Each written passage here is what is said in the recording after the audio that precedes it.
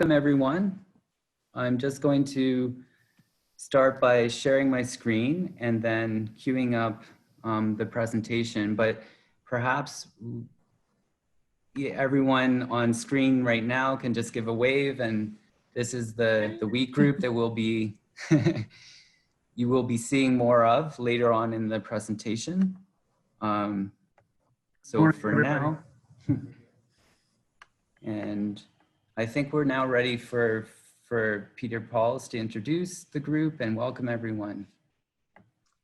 Okay, so my name is Peter Pauls, and it's my pleasure to welcome you to this virtual field day organized by the staff and students of the University of Guelph's wheat breeding program.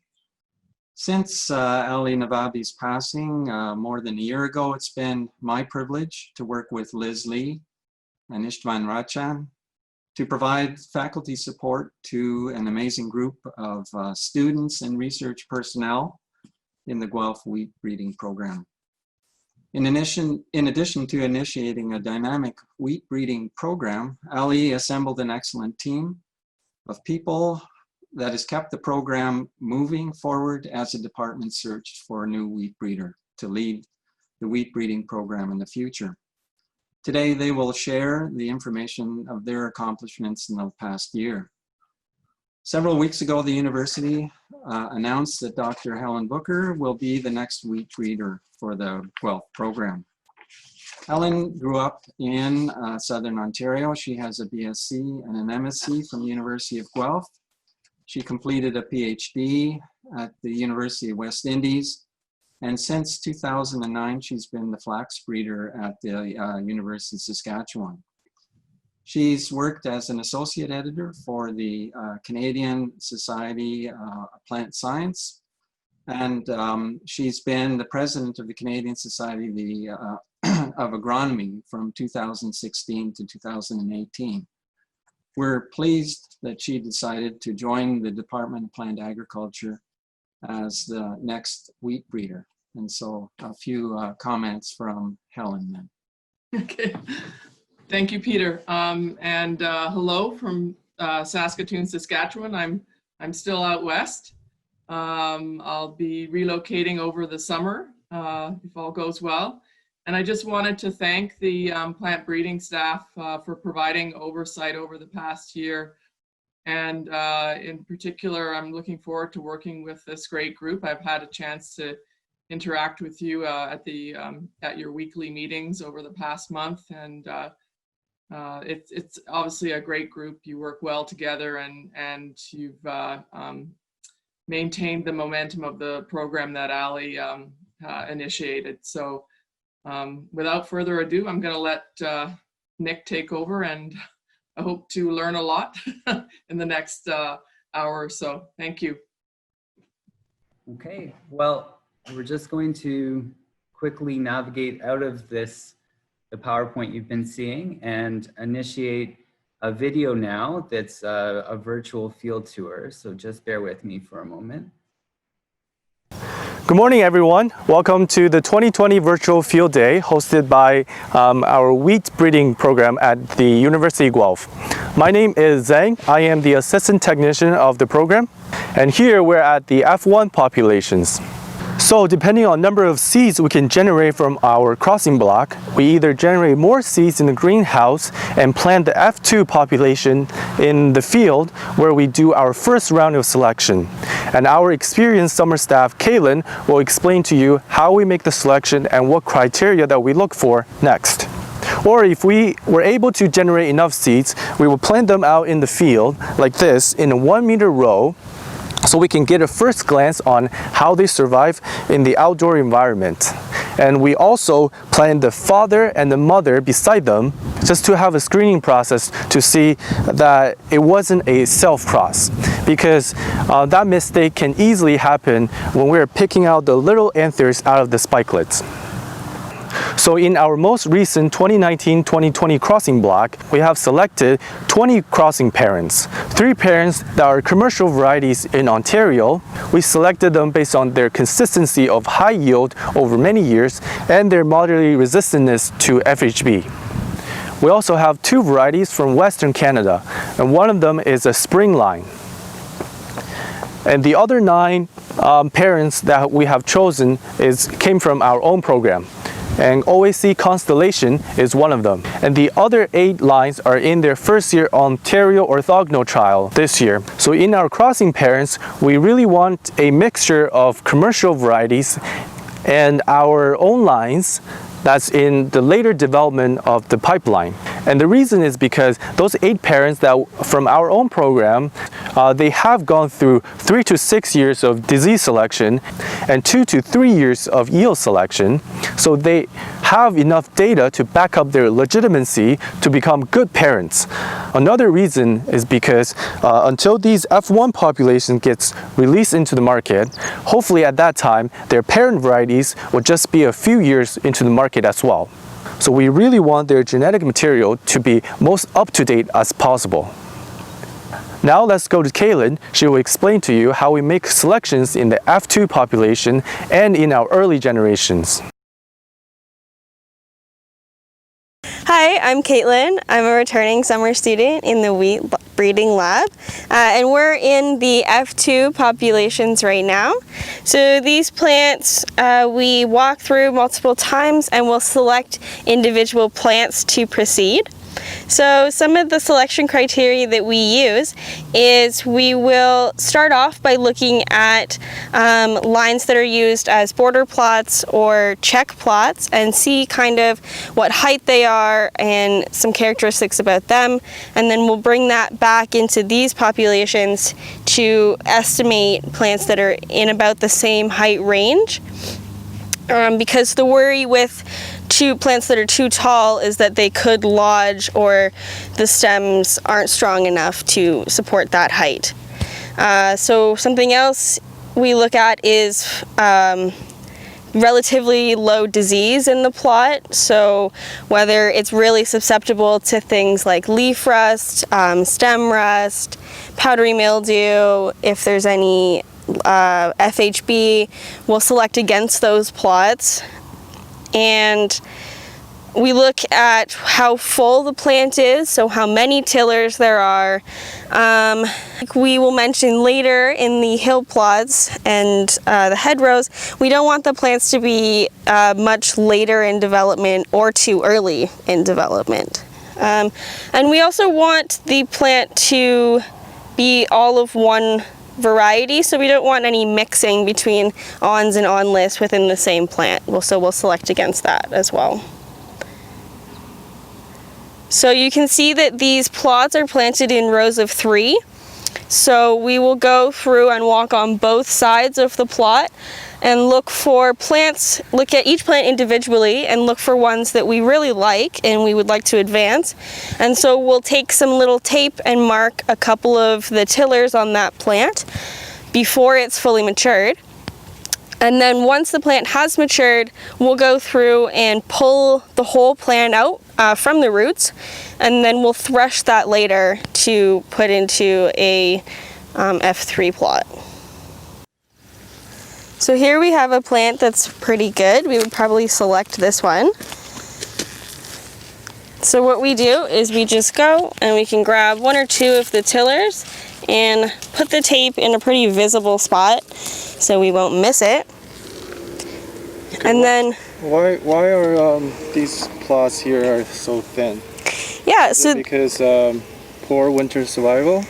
No, it's actually, these plants are deliberately, the seeds are deliberately planted a little more spaced out so that it's easier to see the individual plants and compare them amongst themselves when we're making selection. And as well, when we go to pull out the plants for threshing, it's easier to target the specific plants that have been selected rather than getting any interference in. So where do these selected plants go next? So once the plants are pulled out, we'll thresh all of the heads together, and then they will get planted in the F2 derive F3 plots for later selection. And are the selection criteria are the same? So the selection criteria that we use here will be used throughout the whole pipeline. realistically, we want plants that are fitting the criteria throughout their whole generation. So now we'll flip over to Nick, who is in the hedgerows, which is farther down the pipeline. Thanks, Kaitlyn. We're now here in the F5 hedgerows. And so this material came from an F2 derived F4 plot. And you can see that they're planted out with 15-inch spacing between each plot. So what process did this material go through to get here? That's a great question. So this material, each plot originated from a single head at the F4 stage. So a plot that looked good was selected, and 15 single heads that looked typical of that plot were harvested and then planted out in these hedgerows. And you can actually see that there's quite a resemblance from the 15 that are here, and then behind that is another set that came from a different plot. A lot of these plots look the same. Are they all sister families? Yes, they are. So again, they are planted in these groupings of 15, and again, each of those 15 plants will have come from a single plot, and then you can see that the resemblance now at F5 between the single heads is quite striking, yet there still remains subtle variation, and then that's important. But then you can see, of course, that this set of 15 are onless, and then this set of 15 on this side is with long ons. So is there any way to make the process of these generations faster? Yes, there is. So this is a very methodical method. The advantages of this method are that we get to evaluate the material in the field in a variety of environmental conditions over multiple seasons. And so there can be a given year where disease pressure is low, like this year, or another year where you have a lot of disease, and that can really help us identify resistant lines. And so there is an advantage to this methodical and slow breeding development that these plots have undergone, where they're now in their 5th field season. But yes, there is a methodology where we can accelerate these early generations by growing them without selection in a controlled environment indoors and mimic vernalization in a cold room. And so it is possible then to shorten the breeding cycle and do multiple generations in a year, and thus get to this F5 stage quicker. And the advantage is that then a breeding program can have a shorter breeding cycle and could get material from cross to commercial variety in as quick a time as possible. So where does this material go next? So this material then, we will harvest an entire hedgerow as a bulk, and that hedgerow will go and be planted in the preliminary yield trial next year. And in that case, the plot will start to be evaluated for yield, as well as these other components like architecture and disease and other things that Kaitlyn mentioned previously. Some of the plots have some bent plants. What does that mean? Well, that's a really good question. So in this case, we've already started the selection process.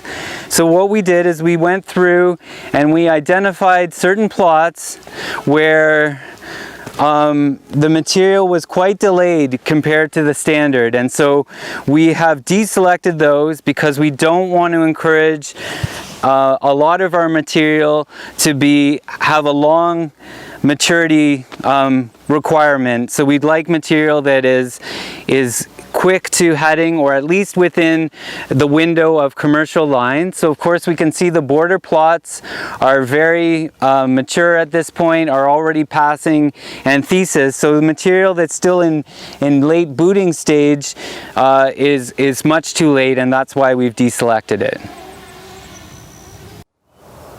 So can we see the speed breeding process in the field? Sure, so we're gonna jump next and show those plots. So those are what we call hill plots, and they're also at F5.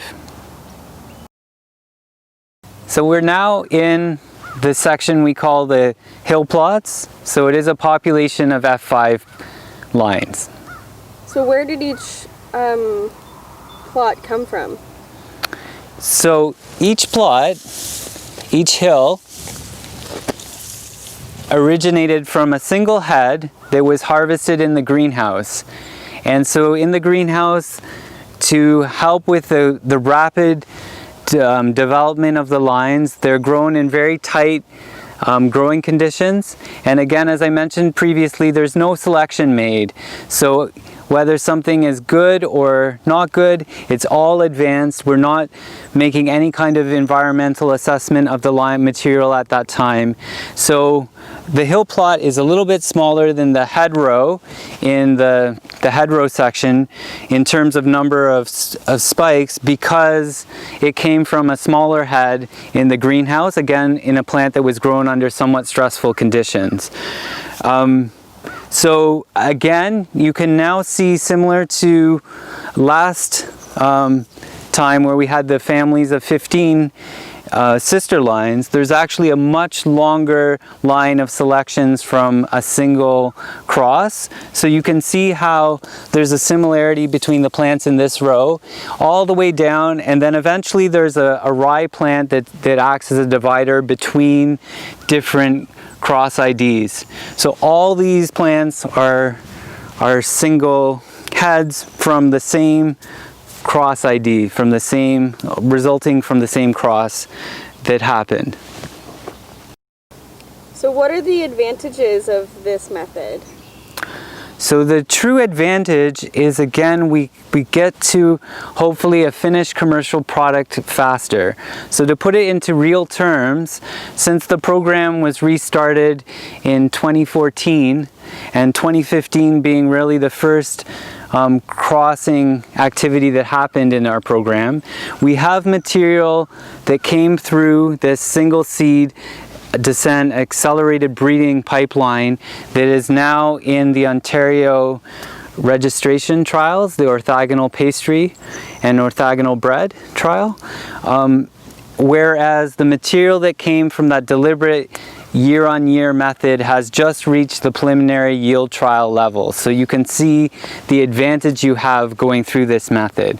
On the flip side, the disadvantage is that on a year like this, where we don't have large disease pressure, we may be accidentally choosing lines that are highly susceptible to some leaf tissue diseases that we're not seeing in the field. So again, because we're only able really to select them one time and then advance them to PYT without those examples of clear disease that can help us make a decision, we may accidentally carry forward some material that is less than ideal. And now we'll switch to Zhang, who will give you a description of our yield trials. Thanks, Nick. Now we're at the preliminary yield trial block. Like Nick have mentioned before, these varieties came from the head rows, where the modified bulk stream of pipeline, or they came from the hill plots, the fast-tracked breeding pipeline that went through the greenhouse. And we also have lines from lemur grain, which we are currently collaborating with. Whichever way the source came from, this is the first time these varieties will be evaluated and selected based on their yield performance.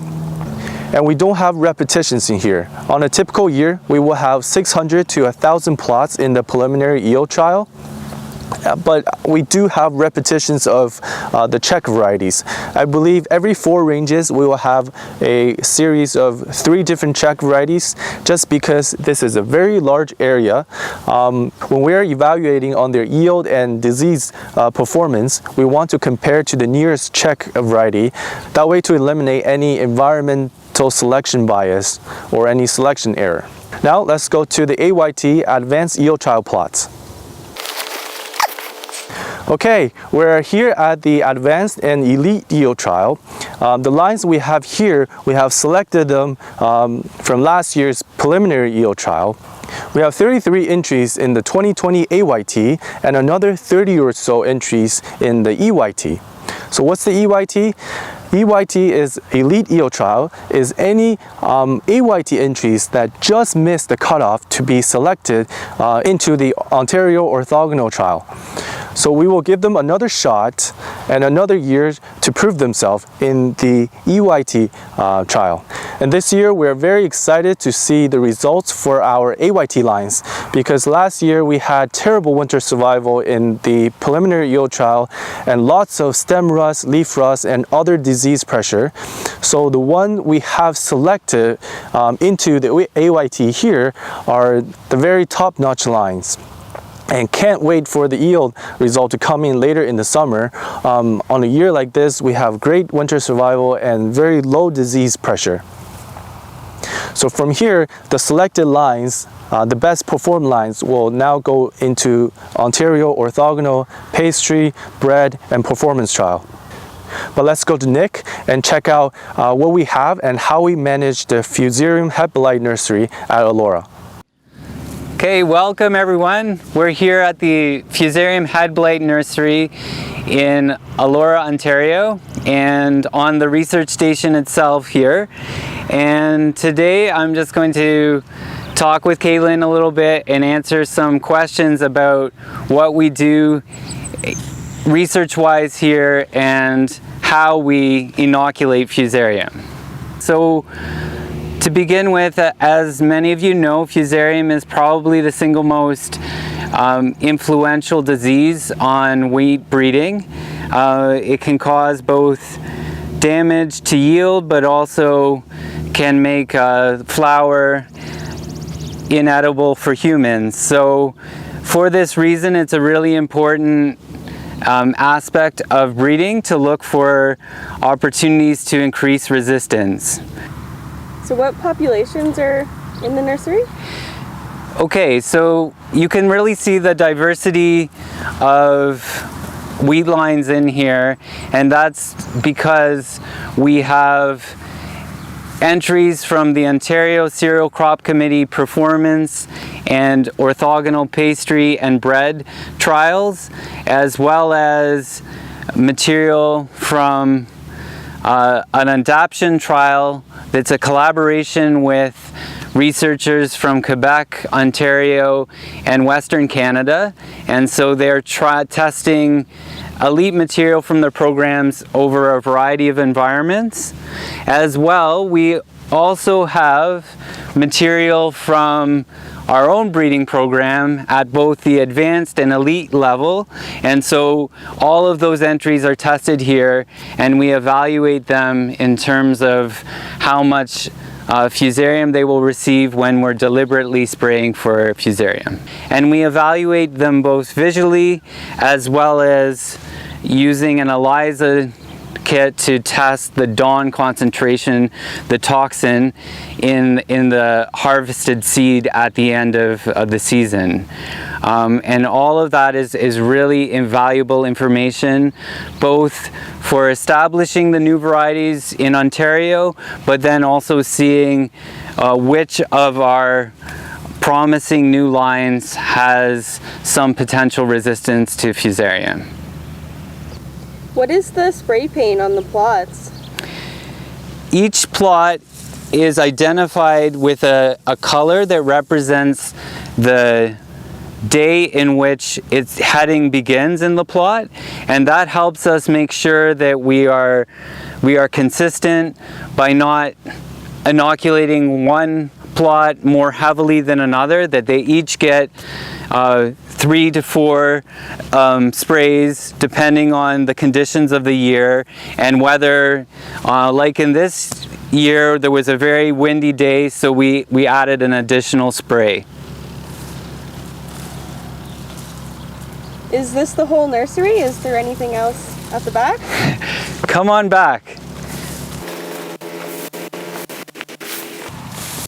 So this is the end of our winter wheat fusarium nursery, but over here we have the spring wheat fusarium nursery, and in it we have material from Sierra as well as the Ontario Cereal Crop Committee spring performance and orthogonal spring wheat trials, and then also we have some material that we're testing, some barley and wheat lines for a new grant that the program is looking into providing data for.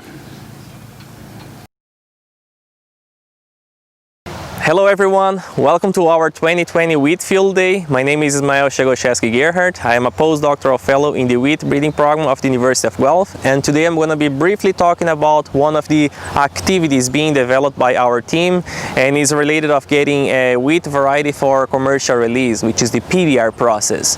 So what is PBR? PBR is the plant breeder's right, and is a form of intellectual property right that allows plant breeders to protect their new variety in the same way as an invention can be protected with a patent. Once the PBR certificate is granted for a specific variety, the holder has legal protection and exclusive rights over sale, production, reproduction, importation, and exportation. And nobody else can use this variety without authorization. To be protected by PBR, a variety must be new, distinct, uniform, and stable. And as part of the PBR process, and to meet all of these requirements of distinctness, uniformity, and stability, the candidate variety must be compared to other 2 or 3 reference varieties already known in the marketplace and commercial varieties. So, and this comparison must be done in 2 years of field data, and characterizing and rating more than 60 morpho-agronomic traits. And these characteristics normally are taken in a different growth stage of development, like in the seedling stage, in tillering, budding, heading, and also in the maturity stage. So as you can see here in the field, we have our PBR plots here with our candidate variety and also the other 3 reference varieties here. So let me introduce you to our candidate variety named OAC Constellation. OAC Constellation was supported for registration by the Ontario Cereal Crop Committee in 2019. It is a soft red winter wheat with a good average for grain yield and good resistance for stripe rust. And the other 3 reference varieties that we are using to compare to OAC Constellations are Branson, Gallows, and Cruise. So at this stage of the plants right now, some of the characteristics that we are rating, we are taking now are plant height. We are also analyzing the spike of the plants, some characteristics like the density, if it's lax or dense, the length of the spike, and also the shape. There are different shapes in the spike, like a fusiform, parallel, tapering, among many other characteristics. So this activity of the PBR process gives us a good opportunity for us and for our graduate students to get involved in the breeding program in this part, on this stage of plant varieties for commercial release. I think this is what I wanted to share with you mostly about the PBR process that we are developing here. And if you have any further questions regarding our candidate variety or about the PBR process, you can reach us anytime. Thank you for your time and enjoy the rest of our field day.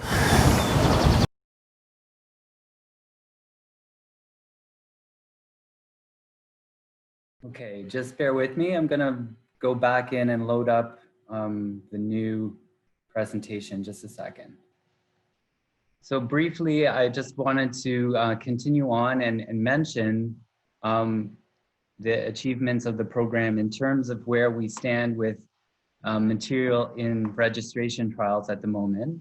So as well as OAC Constellation, which Istvan will speak to in a moment, OAC 18 SRW01 received registration support from the OCCC in January of this year. And also, in addition, there were a total of 9 other lines that are in first and second year OAC lines that are in the provincial trials in either registration of orthogonal bread or mainly in pastry. And so there's some good material coming through the pipeline. So at this point, I'll just turn it over to Istvan to discuss about OAC Constellation. Thank you very much, Nick. I'd like to first wish everyone a good morning and extend a warm welcome to the wheat program field day to all of you. It's been a true pleasure and honor to work with a fine group of research staff and graduate students in the program, along with my 2 colleagues, Drs. Leslie and Peter Pauls, over the past year and a half since we lost Ali. So I'll just make this brief to give you a little bit of a background on OAC Constellation. This variety, as Ismael mentioned earlier, was tested as OAC 17 SRW04 for 2 years and supported for registration in January of 2019 as the first line that came out of the Limagrain collaboration, where the genetic material was accessed through Limagrain and tested and finished off in the wheat program. So I do recall that well, most of the wheat group recalls that Ali's desire was to name this variety OAC Galaxy. Unfortunately, we couldn't go with that because there was a conflict with the name, but we wanted to use something from the universe, so we came up with the name OAC Constellation. And we have checked it with the CFIA, it's acceptable. While it's not officially OAC Constellation, we have submitted it for registration. Once the registration is granted, it will become officially OAC Constellation. The breeder seed was produced in 2019. We've gone through all the steps of applying for a crop certificate, having it inspected, and having the crop certificate issued. The distribution marketing rights went to CCAN. We are grateful to CCAN for their great collaboration with not only the wheat program, but many other programs in the department. And so the breeder seed that was produced was then handed over to Peterson Timry, one of the CCAN growers and members, who is producing now select seed on his farm this year. So what you can see on these two pictures is the above, at the top right-hand side picture is the pre-breeder seed plots that we produced last year. And what's shown on the bottom left is credits go to Willie Vanderpool, and she provided that picture of the select seed plot that Peterson Timry is growing this year on his farm. So we applied for registration of this variety just last week. I think it was Thursday when I sent all the documents in, and we're hoping to receive the registration in the next little while. So that's all I had, and once again, I hope you enjoy the rest of your participation of the wheat breeding program field day. Thank you. Back to you, Nick. Okay, well, thank you very much, Istvan. I'm just going to navigate now to set up the next round of video, and that will start off the graduate students. So we're going to first go to a video that Kaitlyn worked on, and then we'll go back to the PowerPoint, and the other graduate students will each speak through their slides. So that will include Ryan, Rachel, and then Alex. Hi, I'm Kaitlyn. I'm a graduate student at the University of Guelph wheat breeding program, and I'm going to chat with you today about our progress with our project for breeding for phosphorus use efficiency in winter wheat. So while we cannot change how critical phosphorus is for the wheat crop, we can improve on wheat's capacity to acquire phosphorus more efficiently and utilize it internally. So what's needed is a knowledge base and tools to actually breed for phosphorus use efficiency in winter wheat, and that's what we try to address with this project. So growing around us here is a subset of the Canadian Winter Wheat Diversity Panel. This is a collection of diverse winter wheat lines that we often use in our genetic studies. And we are in the second and final year of trials in this experiment, this field experiment, where each line is grown under differential phosphorus conditions, adequate phosphorus and low phosphorus conditions. So what we do is we evaluate each line's response to the phosphorus treatment, and we assess that throughout the season, from winter survival to enthesis and to grain yield as well. Last year's data gave us some insight into the variation within this panel for the response to the phosphorus treatment. So in particular, for the trait heading date, there appeared to be multiple lines that were unresponsive to the phosphorus treatment. So this kind of variation is very promising and will be utilized in the next stage of this project, where we run a genome-wide association study where the aim will be to identify regions of importance for phosphorus use efficiency within the winter wheat genome. In addition to this, we are also studying the root system architecture of select lines from this panel. These lines have been phenotyped for traits that are documented to have an effect on the phosphorus use efficiency of cereal crops. So currently what we're doing is working to characterize the root system architecture of these select lines further.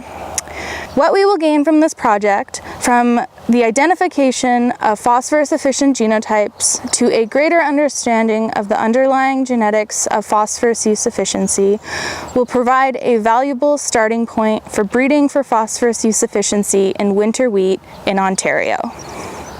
Thanks, and next we'll hear from Whaley. Hi, I'm Whaley, and I'm taking part in the USCL program this summer, and this program allows me to work alongside the wheat breeding team at the university, as well as having guidance from an OMAFR specialist.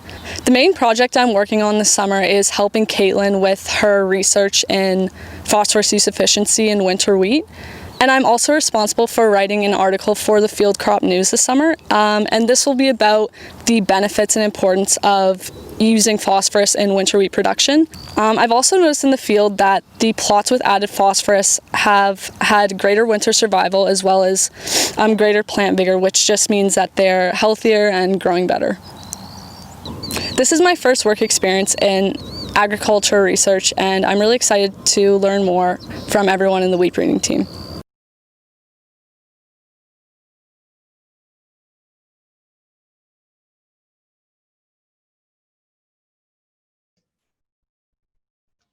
Okay, hello everyone. So my name is Ryan hello everyone, my name is Ryan Costello and I'm a second year master's student here in the Wheat Lab. My co-supervisors are Dr. Liz Lee and Dr. John Sulik, and my project is looking at reflectance data, collected with drones, and how we can use these data for phenotyping large numbers of breeding plots. So today I'm going to talk about two phenotyping methods. First, assessing winter survival, and second, canopy height extraction. So here, first winter survival. On the left, I'm showing a geotiff, which is basically an image that is geographically referenced and has multiple layers. So the red, green, and blue layers are combined to create the contrast of a typical photograph. In these data sets, you can easily make out the rows of bare soil, which were recently tilled for planting ryegrass. And you can also see the individual plots. And you can definitely see that some plots seem to have more green tissue than others do, especially on the right side of the photo. There's not a lot of green plants. Now the image on the right side is a binary segmentation map based on the normalized difference vegetation index, or NDVI, which is a calculation that uses the infrared layer and the red layer. So here, if you see white, that corresponds to a plant pixel, and if you see black, it corresponds to a pixel representing the soil. And this is another way we can visualize which plots or sections of the field have survived the winter and emphasizes the poor survival areas. So on the next slide, so here I show the winter survival ratings and drone NDVI values. We kind of look at how they compare to each other by placing these geographically referenced shapefiles over the image. So the image, or the shapefile rather, contains all of our phenotypic data, and this allows us to visualize the ratings right over the plots where it came from. So in the figure on the left, you can see the rectangular boxes, that's the shapefiles. They're over the plots and they display the survival rating. So the low ratings are displayed as lighter green, and as the values increase, the shade of green gets darker. So high survival is dark green and low is light green. You can see the same area on the right and bottom look particularly bad. The figure on the right has a color ramp based on NDVI values. So hopefully you can see a relatively similar pattern in both images. And this should lead to a high correlation between the two measurements, which I address in the next slide.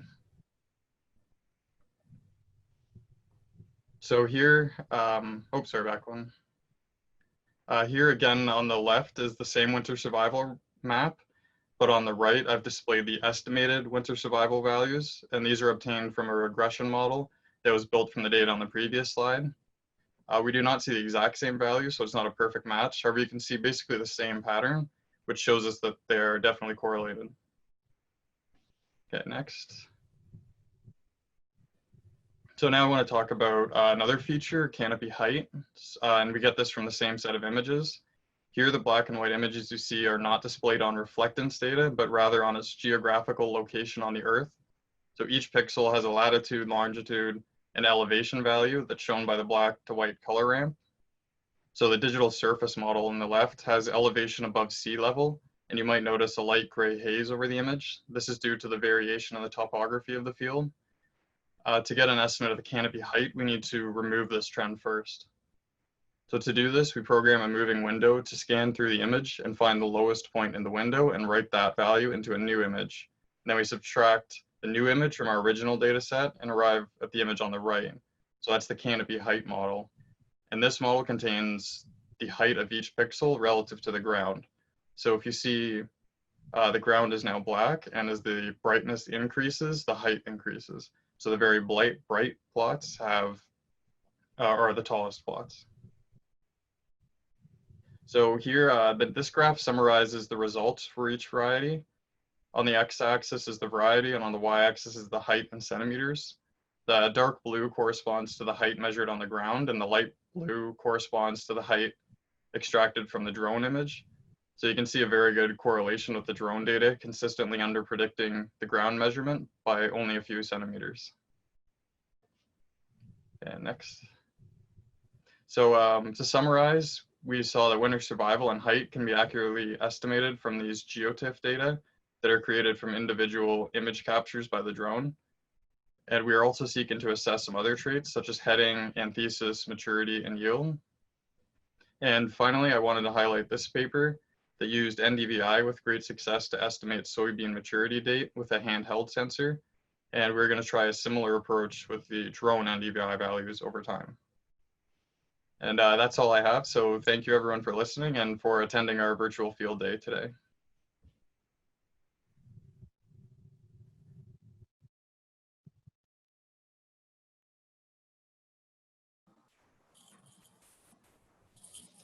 Hi everyone, my name is Rachel Whaley and I'm a PhD candidate in the University of Guelph Wheat Breeding Program. My co-advisors are Dr. Eric Lyons in plant ag and Dr. Joe Colasanti in molecular and cellular biology. Next slide, please. So winter kill is a very complex trait. It's governed by things like genotype, specifically vernalization genes and frost resistance genes play a significant role as determined by Andy Chen, who was the previous master's student on this project. But there's also a lot of environmental factors such as freezing temperatures, ice encasement, and disease resistance to things like snow mold. So in Ontario, temperature fluctuations are actually the most significant cause of winter kill, specifically in the late winter and early spring, which is different compared to the main cause in Western Canada, which is just an overall lethal temperature. So the current assumption is that as climate change progresses in Southern Ontario, these temperature fluctuations will get quite a bit more common and more severe. So I'm from Wheatley, and I usually have to justify my project and why winter kill is a problem to my friends and family in our farming community. So in the 2018 and 2019 season, when we had that very severe winter, it resulted in about a 29.4% reduction in Ontario winter wheat production. If I did my math right, using the 10-year average data for production and commodity prices from AMAFRA, that translated to about a $102 million loss. So especially in Southern Ontario, where most of the production is, it might not happen so often, but it is a significant problem and it will be occurring more often. Next slide, please, Nick. So one of the biggest challenges for breeding for winter survival in Ontario is just the fact that we have so many numerous different causes of winter kill based on the area that you're growing in. So anywhere south of London, our main issue is cold-induced desiccation and frost heaving. So breeding objectives in that area should focus on drought tolerance, as well as robust root architecture. If you get up into the Bruce Peninsula, you start experiencing snow mold. So that's breeding for disease resistance to the two main snow mold pathogens. In Eastern Ontario, there's quite a bit of ice encasement damage. So you need plants that are tolerant to prolonged exposure to anaerobic conditions. And in Northern Ontario, that's very similar to Western Canada, where they experience just the absolutely brutal extreme cold temperatures. However, regardless of the area that you're growing wheat in, there is a universal requirement, and that's that Ontario winter wheat must achieve cold hardiness in the fall, and it must maintain that cold hardiness until the temperatures warm up sufficiently in the spring. Next slide, Nick. So that leads into the objectives for my project. We don't fully understand how Ontario winter wheat gains, maintains, or loses its general cold tolerance or cold hardiness. When I first started with the wheat program, Ali gave me a very important piece of advice that helps shape everything that we're doing, and that is that we need to understand our germplasm before we can improve it. So if we don't understand how it gains, maintains, or loses cold hardiness, it's very difficult for us to try and improve it. So that leads into three different activities. The first is that we are looking at physiological characteristics like days to vernalization, the temperature at which cold acclimation is induced, and low temperature tolerance over a prolonged period. For now, we're dealing with 98 days. And these traits will allow us to examine the cold acclimation cycle of elite Ontario varieties and see if there's any differences between our elite varieties and some of the more non-hardy varieties like Gaines. We're also looking at biochemical indicators of cold acclimation, specifically total non-structural carbohydrate accumulation in the crown, which is really the only part of the plant that you need to survive, and acclimation of the plant stress hormone abscisic acid at various times throughout the acclimation cycle. We're hoping that these traits might serve as an effective selection tool to monitor the progress of the cold acclimation cycle in the field. And lastly, we're going to conduct an RNA-seq analysis to identify differentially expressed genes at different points in the cold acclimation cycle. And we're hoping that that will reveal some genes or pathways that could be targeted for selection in the breeding program. And at the very least will help us understand how the cold acclimation pathways work in wheat, so we can start to examine the actual key genes that are involved in it. As the bulk of my experiments are conducted in the growth room or controlled environments, we're at a bit of a standstill right now with all of the COVID restrictions, but we're hoping to get clearance to start with experiments again shortly. And don't worry, I know from experience that a lot of farmers prefer field trials over controlled environment trials. Significant traits that are identified in these studies will be tested in the field in the future. We just need to evaluate them without the environmental variable first, because it gives us a little bit more clarity as to what we're looking for. And that's it. Thank you for listening.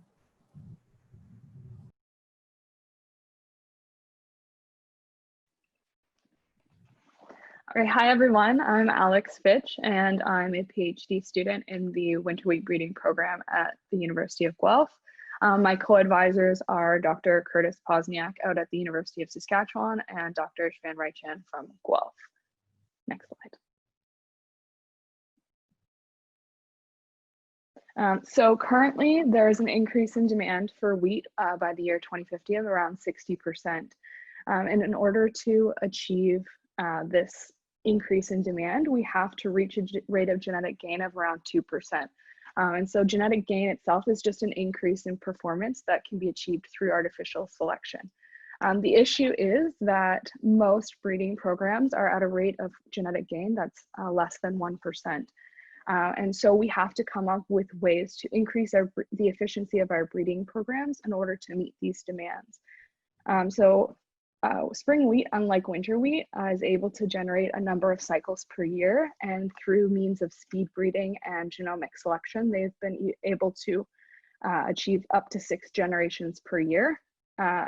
Unfortunately, winter wheat requires a vernalization or cold period in order to switch from the growth to the reproductive phase in life. So we're sitting at around 2 to 2.5 generations per year. So my project is looking at integrating both genomic selection and this accelerated or speed breeding into the winter wheat program here at Guelph. Next slide. So genomic selection itself is made up of 2 populations, the first one being a training population. And so with this training population, what we have done is genotyped and phenotyped all of the lines. And we're using these particular lines to train a GS model that we will apply to a testing set. And so the testing set, or breeding material in this case, is made up of lines from our preliminary yield trials, which were talked about in the video before with Zhang and Nick. And the point of integrating this genomic selection is we're hoping that within our preliminary yield trials, we're able to just genotype the lines instead of genotyping and phenotyping. And so that will increase the efficiency and then decrease the time and costs with planting a large number of lines in the field. And so with this training population, what we'll get is these genomic estimated breeding values, which would hopefully correlate to what we would gather if we actually phenotyped all of the breeding material. And then we will use these estimated breeding values to make our selections in the field. Next slide. And so in terms of my project specifically, I'll just touch on the breeding pipeline itself.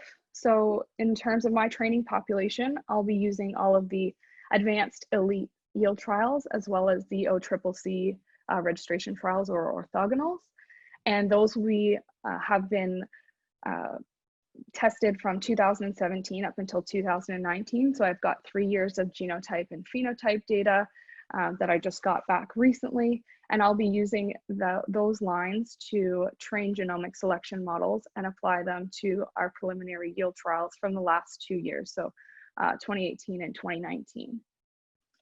Next slide.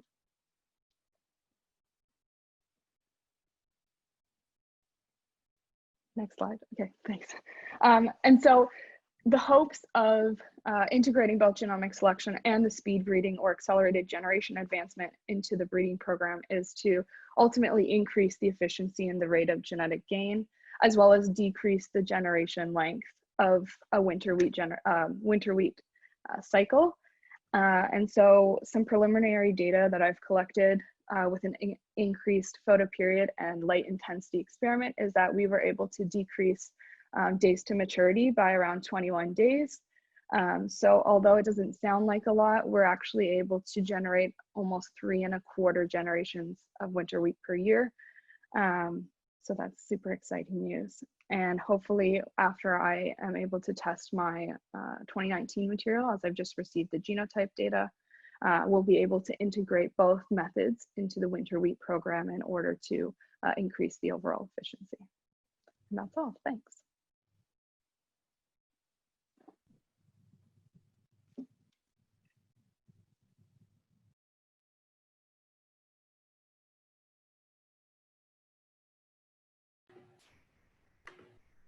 Okay, well, thank you very much, graduate students. That was wonderful. We're now going to switch and move into the senior researchers update. So this will include Mitra, and then Soren, Mina, and then Ismael, and that will wrap up the updating portion of the update, and then we will, Dr. Elizabeth Lee has some other research that she wanted to share that's related to cereals, and that will go afterwards. But just before then, Peter will have a chance to come back in and make note of our sponsors and collaborators. Oh, and then also just to remind everyone that we will have a Q&A at the end, as Mike mentioned at the beginning. So again, just hold all of your questions and think about it for any of the presenters, and then you'll have an opportunity to mention those to everyone. If Mitra can take it away. Hello, everyone, and thanks for joining us today. I want to take this opportunity and thank Dr. Pauls, Dr. Lee, Dr. Rajcan, and Dr. Hewell for their support and help during this year. My name is Mitra, and I'm taking care of the cereal diseases in our program. This year, we have seen so far powdery mildew and septorial leaf blotch in our experimental plots, along with aphids and cereal leaf beetles, which were below threshold, and a couple of plots with stripe rust. We have established our FHB artificial inoculation nursery in 2015 at the Elora Research Station. Every year, we evaluate thousands of winter and spring wheat plots. This year, we planted about 500 winter and spring wheat plots, including OCCC performance and orthogonal trial. The results of these evaluations are important for Ontario farmers and cereal researchers. We inoculate our plots 3 to 4 times with 50,000 microconidia per ml of Fusarium graminearum isolates, and we use mist irrigation to keep high humidity in the nursery. We are planning to add barley and corn to our FHB nursery in near future. Regarding our ongoing projects, we are working on a biparental population to find resistant genes or QTL for stripe rust, as well as a spring population, to study FHB resistance. We are working on a couple of manuscripts about previous year's results. That's what I wanted to share with you, and enjoy the rest of the tour.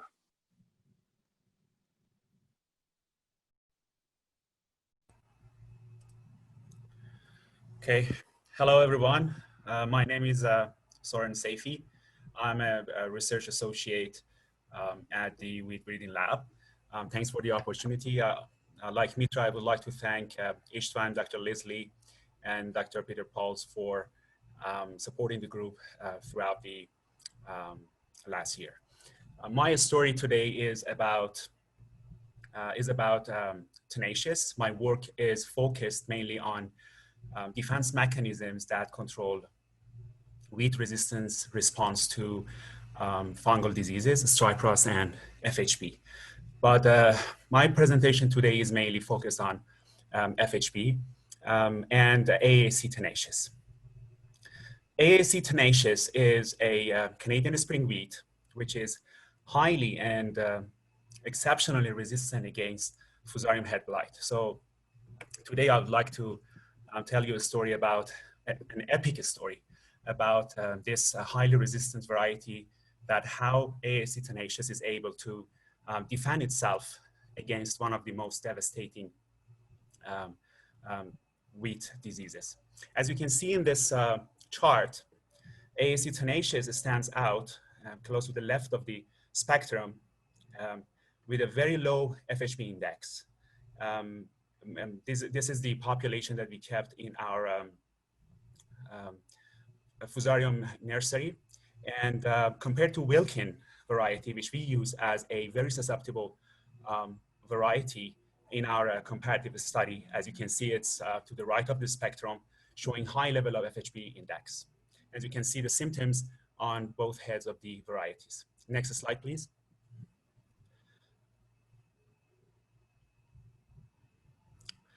Okay, in the left chart, you can see the progression of disease and Tenacious compared to Wilker for 3 weeks post inoculation. And as you can see that in Tenacious, we have much lower rate of disease progression compared to Wilker. But at the end of the 3rd week, we still have less than 50% of disease severity. And the way that we test disease severity here is that we actually count the number of florets in a head that show disease symptoms. And we are actually searching for necrotic lesions or black lesions on the spikelet in the head. However, when we tested Fusarium damaged kernels. We've tested if the kernels within those florets are affected by the pathogen. The story is totally different. In the chart on the right side, you can see that Tenacious has a much lower rate of FDK compared to Wilker. So that shows that although the pathogen is able to attack the floret and the spikelet, but somehow it is not able to infect the kernel inside, which is a very desirable trait for a resistant variety that can keep the kernel intact and healthy. Next slide, please. So something must be going on in the glume and lemma and polea. These are the structures, leaf-like structures that wrap around the kernel and they protect the kernel actually. So we tested using fluorescence microscopy. We analyzed these structures and we saw that indeed in Tenacious, we see a strong symptom or reaction, defense reaction in lemma and polea. And here you see that in fluorescence microscopy, we on the left, autofluorescence of phenolic compounds being deposited in this tissue, which is a sign of defense reaction because phenolic compounds have antimicrobial effect, plus they can fortify cell walls, so they are effective in suppressing the progression of the pathogen in this area. So this is totally in line with our FDK results. Next slide, please. So next we did high throughput transcriptome analysis using RNA sequencing, and we analyzed more than 200,000 genes in Tenacious compared to Wilker. And the chart on top left chart, it is called a volcano plot. And in this volcano plot, we can detect genes that are expressed uniquely and differentially in Tenacious compared to Wilker. The ones in red are upregulated, the ones in blue are downregulated. And for example, that single gene, every dot on this plot represents a gene or transcript. that single gene, which is highlighted with a circle, is a peroxidase, which is highly upregulated, as you can see in the bottom left chart, about 1,000 times upregulated compared to Wilker in response to pathogen attack. So this is a gene that can degrade hydrogen peroxide, which is a free radical that can induce cell death. So there are a lot of genes like these gene in our RNA-seq data proposing that tenacious is able to somehow maintain cell viability and slow down the rate of cell death induced by the necrotrophic pathogen, which is Fusarium head blight. And then we did Venn diagram analysis to just fish out those genes that are uniquely expressed in tenacious. And you can see that 1,626 genes were selected at this stage. Next slide, please.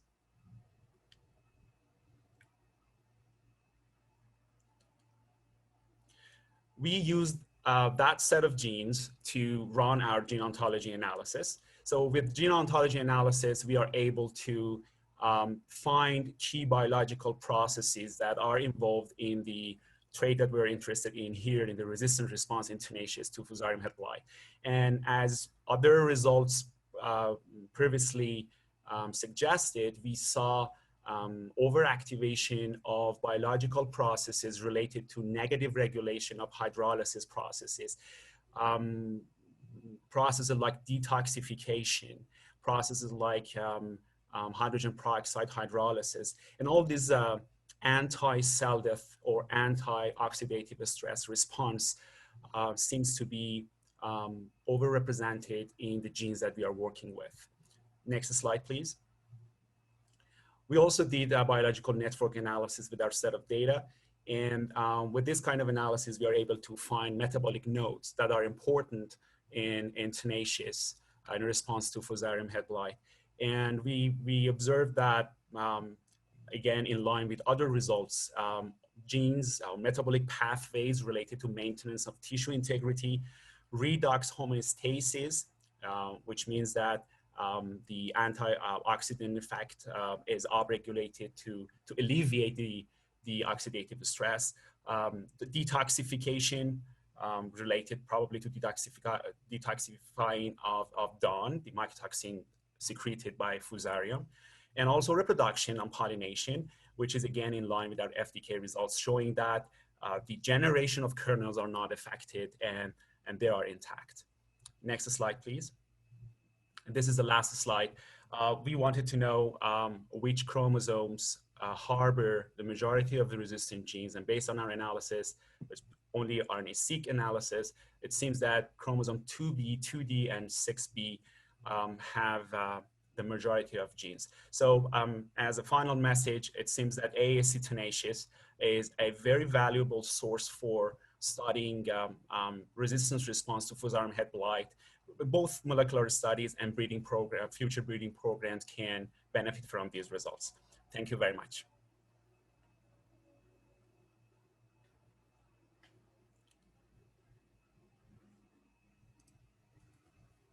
So my name is Mina. I'm running the molecular lab for the wheat breeding program. So today I'm going to talk about the molecular marker-assisted selection process in our lab. And can go to next slide, please. For a year like this that we don't have that much disease pressure, marker-assisted selection can help us with the selection. So we usually, we have different sets of markers that we use in our marker-assisted selection in our breeding program. We have been using these markers for different diversity panels and students, previous graduate students and current graduate students in the program. So we have height-related, height-reducing genes, 3 RHD genes, and we have markers for photoperiod genes, venalization and winter hardiness, as well as end use and different disease-resistant genes. And also we have markers for right translocation, which gives us which is very rare in the Canadian wheat varieties. So within these each categories, we have different sets of markers. We have PCR markers, we have SSR markers, and we have also CASP markers. And also we have markers that tells us the copy number variation for a specific genes. So for example, for winter hardiness, we have this copy number, this marker that tells us the copy number variation for VRN-A1 gene that tells us, for example, if it has 3 copies, it has more winter hardiness. And so for the end use, well, we usually look for the genes that gives us the more softness. That's what we breed in Ontario for more soft red winter wheat. And for photoperiod genes, because most of the Canadian wheat variety in the Eastern Canada are photoperiod sensitive, so we usually, for most of our the varieties that we studied with these markers, we found that the photoperiod sensitivity is much more than photoperiod insensitivity in Eastern Canada. Next slide, please. So what happens to our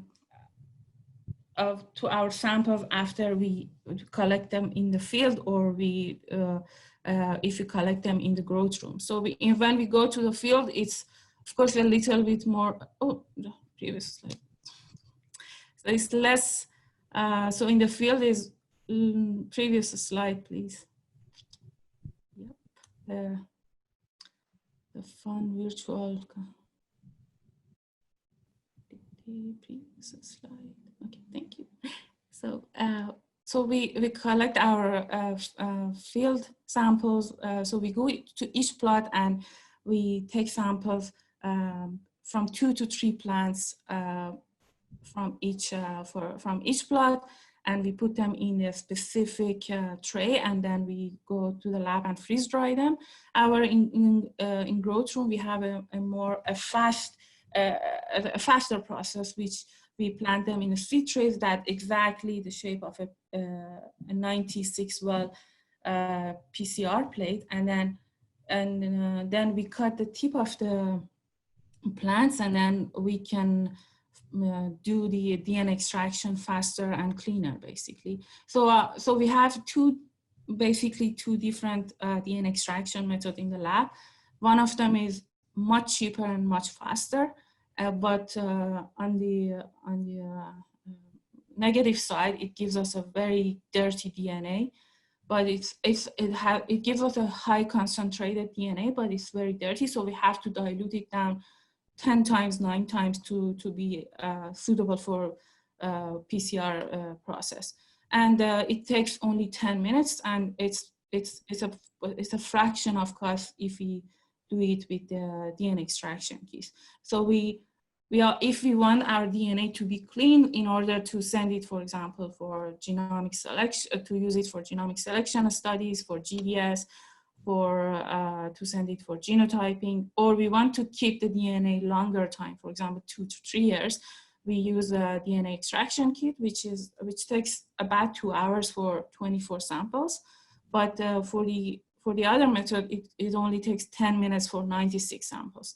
So the cost difference is, so if you want to compare the costs between these two methods, it's about, like, it's the DNA extraction is with the kit is $3 per samples, but for the NaOH method is a few cents. So that's the simple economics of DNA extraction in our lab.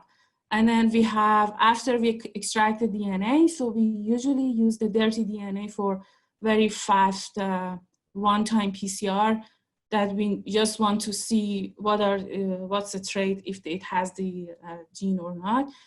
But for the clean DNA, we keep it and we use it often in our studies. Next slide, please. So after we extract the DNA, with either ways, we do marker analysis with the different PCR machines in the lab. We have PCR machines that we do SSR or our PCR markers. Or we have qPCR machines that we use for our Cas studies, for our Cas markers, or for the markers that we use for copy number variation. So for qPCR, obviously, it's very fast and it gives us the results in 2 hours. And but for the PCR, we can have the results in 5 hours after we take the plate from the PCR machine and put it in our high throughput electrophoresis system, QIAxle, which we can have the results in 5 hours if we are very fast during the day. So basically, we can go for 500 to 700 samples easily with a week.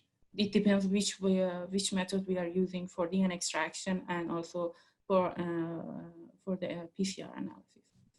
And thank you so much, everyone, for listening to me.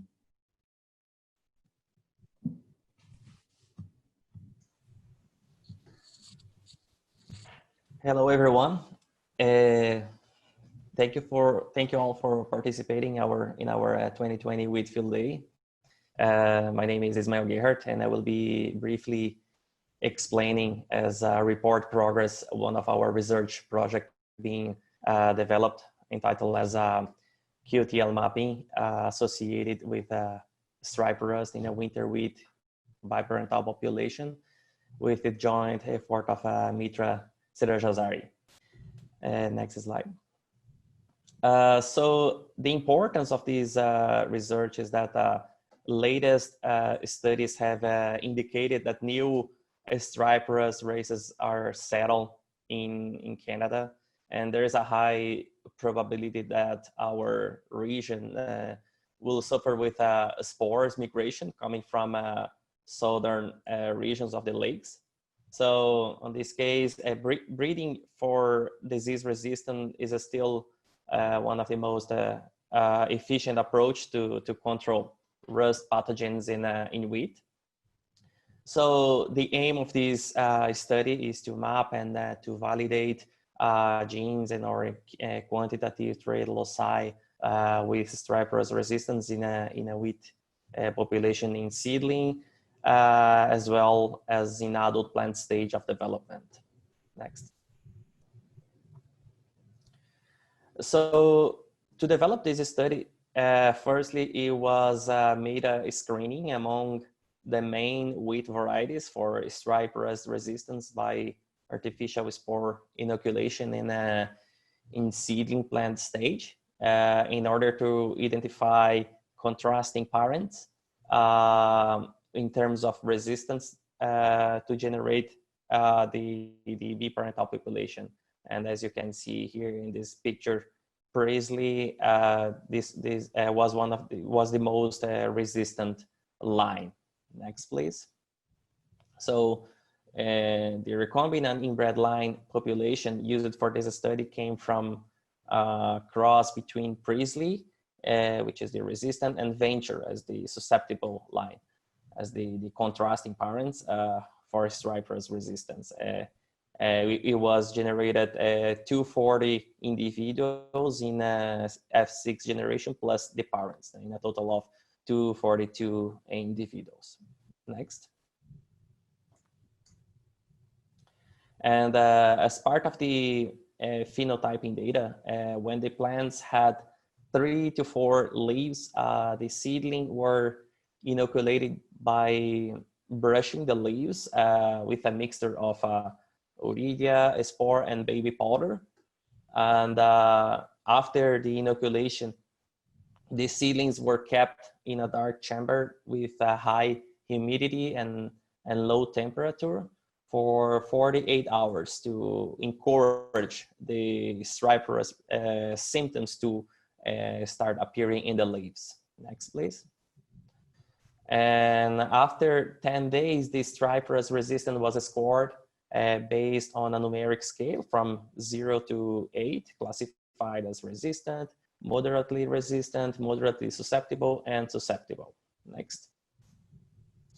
And when the plants reach adult stage in development, mostly in heading, the plants were inoculated with by placing a paper disc in the flag leaf after dipping in a mixture of urea spore and water and attached in the leaves. So the plants were also kept in a dark chamber with low temperature and high humidity for 24 hours, and removed the paper discs from the flag leaf after 48 hours. So these pictures demonstrate how was inoculated the spore in adult plant stage. And after 40 days, the stripe rust resistance was also scored based on a numeric scale from 0 to 8, classified as immune, resistant, moderate resistant, moderate susceptible, and susceptible. Next. And as part of the phenotyping data, it was found divergence in the population in terms of stripe rust resistant for seedling plants. This graph represents the frequency of seedling plants according to its resistance score, which the majority are composed by susceptible and resistant seedling, and a small portion of moderately susceptible. There was no moderately resistant on this population. Next. And for the adult plant stage, most plants were classified as immune. As you can see in the graph, around 25% of the plants were classified as moderately susceptible, and small portions of moderately resistant, and susceptible. The QTL analysis is still in process and hasn't been finalized yet, but this differentiation in the resistant rate frequency between the seedling and adult plant stage already make us reflect in a possibility to find different genes for resistance in the different growth stage of development. Next, please. So as I mentioned, the next steps for this study is to associate the phenotyping and genotyping data for the QTL analysis. DNA extractions and GPS sequence have been completed a few days ago. And next. And once completed the analysis and getting the final results, we expect to benefit with growers by providing a better understanding of the host pathogen interactions in conjunction with the identification of new and durable resistant genes in wheat based on molecular markers to help breeders to select for stripe rust resistance. Also, to have a better understanding of the inheritance mechanism of stripe rust resistance in wheat. And for last but not least, we also expect to provide a training environment mostly for our graduate students in plant breeding, genetics, and plant pathology. Thank you for attending and for the participation in our virtual wheat field day. Thank you.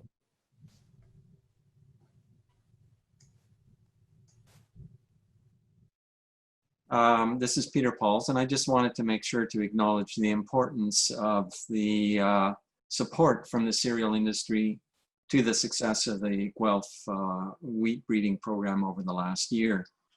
The people and the organizations that they belong to have been crucial for the advancement of the program, and I want to acknowledge the Canadian Wheat Research Alliance, Grain Farmers of Ontario, the Ontario Cereal Crops Committee, and of course, company support has been also very important. So Lima Grain and CCAN, we've had visits from Ron DePaul and Willie Vanderpool helping us with the cereal wheat breeding program in the field. And Jeff Reed has also taken a visit to collect seed of Constellation and move that along. So the industry support has been very crucial as well. In addition, we want to acknowledge the support of the funding agencies, so Ag Canada through its cluster program, OMAFRA, NSERC, and Genome Ontario, Genome Canada. Support from those agencies are crucial for the success of the wheat breeding program. So I'll leave it there and thank everyone for participating in this update of the wheat breeding program activities.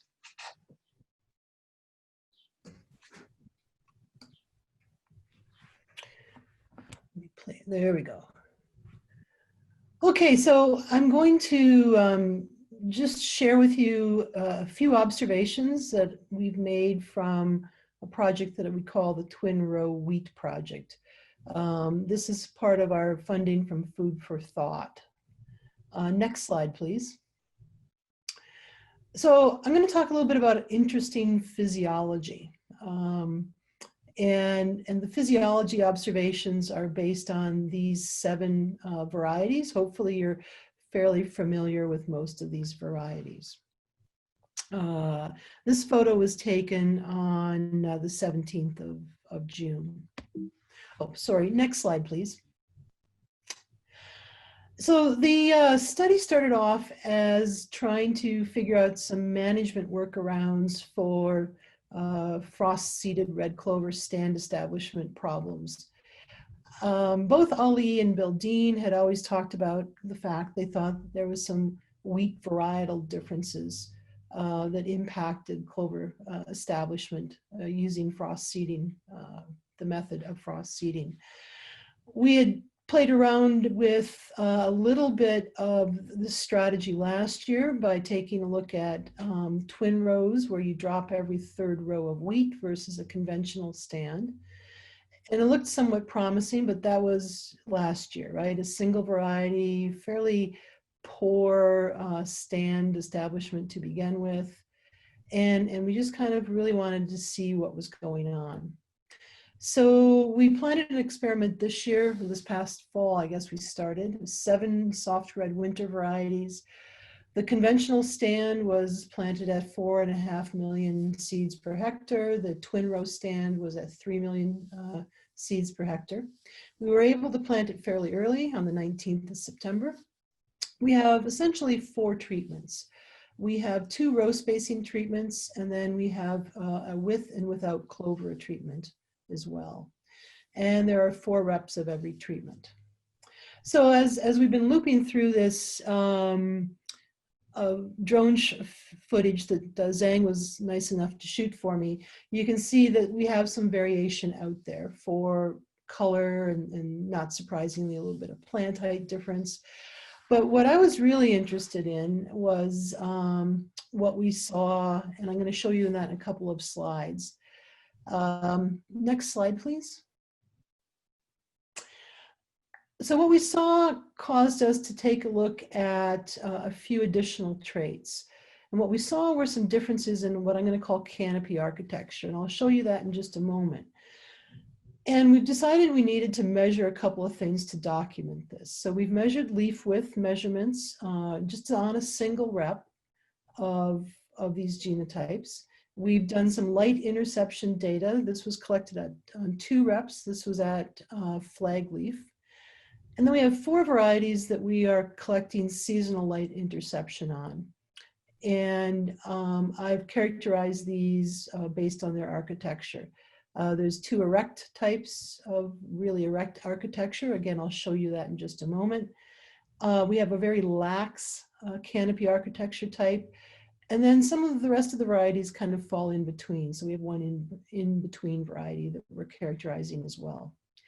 Nick, if you could advance the slides. Okay, so this is what I saw.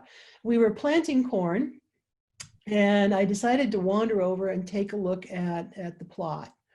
And the variety on your right-hand side was just starting to kind of fill in the missing gap row in the twin row. And right next to it was kind of the extreme. the opposite of what I was seeing. And that's a very, very erect canopy with a very open gap row. One of the things, well, this caught my attention for two reasons. One of the things that we're thinking is that red clover is being shaded out with some of these wheat canopies. And so it's competing for light and it's competing for moisture. And both Steve and Bill have evidence of both. And the other thing that really caught my attention was that my 20-some years of corn physiology work says that canopy architecture changes in corn have been huge, and they've been very important for our gains in grain yield. And so these are two very extreme canopy architectures that I was seeing in amongst the wheat varieties. Next slide, please. So this was May 21st. 6 days later, these are the same two plots. And you cannot pick out where that missing gap row is in the Brevant inbred, or I'm sorry, I'm still thinking corn, Brevant variety. And yet it's very clear in Branson. Next slide. So why should we think about canopy architecture? Well, canopy architecture is all about light interception and light utilization. Again, you'll have to forgive me, I threw up a cartoon of corn, but we have two extreme architectures in corn. We have the very erect leaf architecture on the right, which is characterized in our modern hybrids. And we have this very horizontal leaf architecture on the left, which is classic in the old corn hybrids. You're intercepting the same amount of light, but your distribution down through the canopy is very, very different. And that's very important to think about when we take a look at the next slide. So it's all about light utilization. Now, if the light or the canopy photosynthetic efficiency curve was a nice linear line, then it really wouldn't matter, but it's not a nice linear response. That very horizontal corn leaf, and in this case, most likely the very horizontal wheat leaves, are intercepting the full amount of radiation available, which is roughly 2000 ppfd. And they're fixing, in this case, I've got it illustrated as about 40 micromoles of CO2 per meter squared, or per meter squared per second. Now, your more erect leaves are not intercepting full light. They're intercepting less light, but there's more leaves that are involved. And at the end of the day, the math works out favoring those more erect leaves because more leaves are participating in photosynthesis, and you're down at a level where you're actually fixing more carbon per unit of light intercepted. And so I think that's what's going on in wheat, is that we have some canopies that are far more efficient in terms of photosynthesis than other canopy structures. Next slide, please. And a brief Google search of the literature came up with a recent publication from December of 2019. This is out of Australia. This is spring wheat. They took a look at two large breeding populations. I'm just showing data from a four-way breeding cross. They roughly evaluated 1,000 lines, so it's pretty rigorous data. And what they found was that there's this really dramatic relationship between canopy architecture score and grain yield. That's the graph that's on your left. Canopy architecture score with a low number is a very erect canopy, and the higher the architecture score goes, the more lax or horizontal those leaves in that canopy appear to be. They found that there was about a 24% increase in grain yield if you had an erect canopy versus a fairly lax canopy score. They also took a look at a few other traits. They found a positive association between plant height and, well, I should say a favorable association. So those erect leaf canopies tended to be shorter. Unfortunately, there was also a little bit of a lateness associated with more erect canopies in this particular breeding cross. But the take-home message is 24% increase in grain yield with an erect canopy. Next slide, please. So just a few parting thoughts. Erect canopies most likely lead to better light capture and utilization by the canopy. And it's probably more than just erect leaves. We probably need to have narrower leaves as well to prevent the upper canopy from shading the lower canopy. Does this apply to winter wheat in Ontario? Probably. Clearly, there's variation in the commercial cultivars for canopy architecture. Not sure how poor stand due to winter survival or late planting resulting in less tillering plays off of the benefits of more erect canopies. And it's also clear from this shot that it's something that we could probably fairly easily screen for by using drones.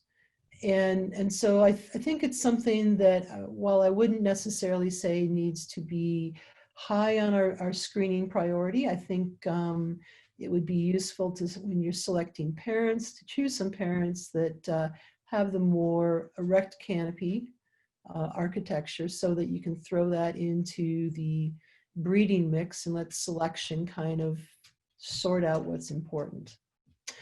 Anyway, that's all I have. Those are my parting thoughts. And I just want to thank everyone for participating in this rather unique field day.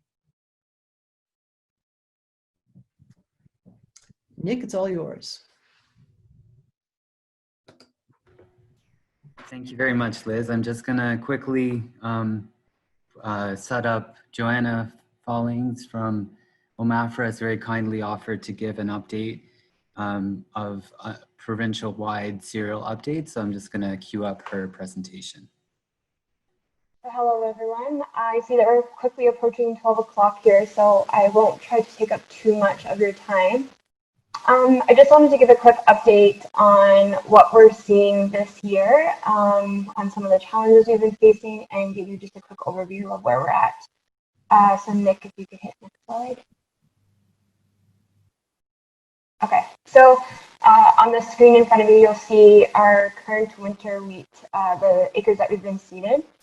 So for this year's crop, or the 2020 crop, we have again, over 1 million acres of winter wheat seeded at 1.1 million acres, which is quite a bit higher than last year, which is really great to see considering the challenges we faced last year. We had the largest winter kill event on record since the inception of the winter wheat insurance program. And so on the chart there at the bottom, you can see, we consistently have that, 3 to 7, less than 10% winter kill year over year. But in 2019, we had 35% loss. And that was primarily due to the challenging fall that we had in 2018. And so conditions were quite wet. Soybeans didn't come off in sufficient time. And so we seeded that wheat in probably less than ideal conditions. We had a pretty harsh winter with lots of freeze-thaw events, and that's how we then got to that 35%. This year, we're back down to a normal rate of about 7%. So although we seeded 1.1 million acres, we've got about 1,080,000 left. And for those acres that were taken out, some of it was due to winter survival, but some of it was actually due to the cold injury that we saw in middle of April and into May. Things warmed up and then got cool again, and I'll touch on that a little bit. But we've got a really great winter wheat crop in the ground, and probably one of the most economical or most profitable crops this year. So it's pretty exciting to see that people still see the value of that in the rotation. When it comes to spring cereals, I do have to apologize. I updated the numbers last week, but I see that Stats Canada over the weekend actually just updated their spring cereal acres for 2020. And so on your screen there, you can see 87,600 for barley, but it's actually 89,900. Oats, I have on your screen there 68,000, which actually surprised me because I thought there was a lot more oats seeded this year, and I was right. So that number there is incorrect as well. So we've actually got 104,500 acres of oat seeded. And spring wheat, we have another 116,500 acres seeded. So With the exception of barley, we saw a nice little jump there in both oat and spring wheat acres. And I would say this is primarily in Eastern Ontario, as well as through Wellington, Grey Bruce, Dufferin, and then of course up through Northern Ontario. So again, people see the value of the spring cereals as well. And a positive on them, much like last year, or compared to last year, sorry, the spring cereals were seeded much quicker this year. They were seeded into pretty good conditions. They didn't come without their challenges so far, but again, we were up to a much better start compared to 2019, where again, we saw a lot of those spring cereals planted into June, which is quite a bit later than we like to see. And so that did bring some challenges, but again, we see some really good acreage out there, so that's fantastic. Now, as we got through the growing season, oh yeah, thanks, sorry.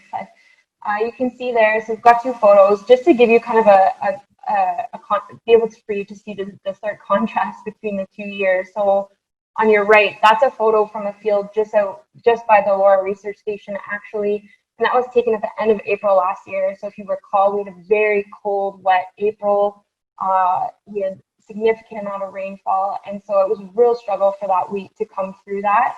But on the flip side, this is a field that I took. This was a September 25th planted field.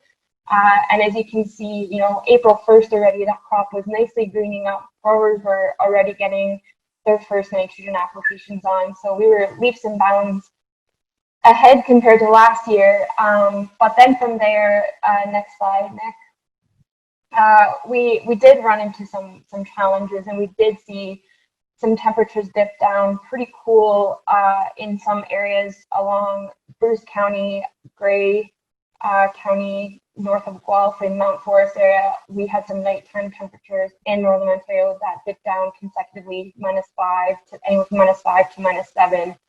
And so that did bring some challenges. And so on the photo on your right, that's hybrid rye. And so you're thinking, okay, this could look like corn row syndrome, but what had actually happened here, it was a very sandy soil, pH was off, and so what happened was, because of the cold temperatures, we weren't seeing a lot of root growth.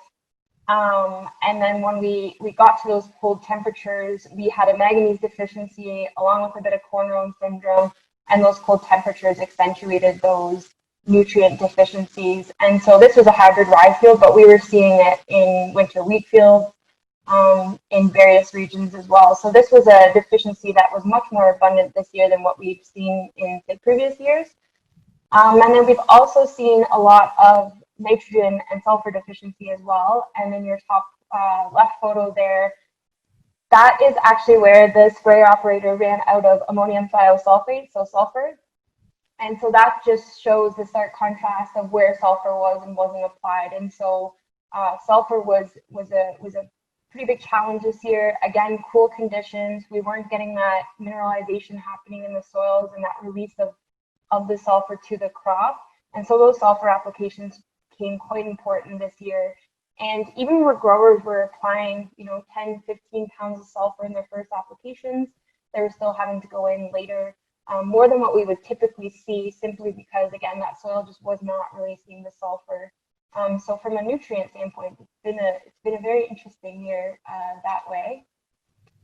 And then in the spring cereals, what we were seeing was, after those cold temperatures, a lot of this leaf tip yellowing. This is pretty prominent in barley specifically. Barley tends to be a little bit more vulnerable to some of these stressors like cold injury. And so we were seeing some of this leaf tip yellowing in quite a few barley fields.